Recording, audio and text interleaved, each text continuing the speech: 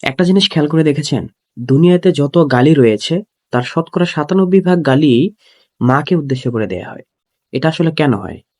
শতকরা ৯৭ ভাগ গালি মাকে উদ্দেশ্য করে দেয়া হয় আর ৩ ভাগ গালি পরিবারের অন্যান্য সদস্য এবং যাকে গালি দেয়া হয় তাকে উদ্দেশ্য করে দেয়া হয়।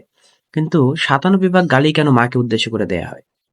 এর উত্তর হচ্ছে, আপনি যখন কোনো মানুষকে তার ৫ জন প্রিয় মানুষের তালিকা করতে বলেন, সে অবশ্যই ১ম আ ১ম তালিকার ১ম এই তার মাকে রাখবে। অর্থাৎ পৃথিবীতে এমন কোনো মানুষ খুঁজে পাওয়া যাবে না যে পৃথিবীর সকল মানুষের ঊর্ধ্বে তার মাকে ভালোবাসে না।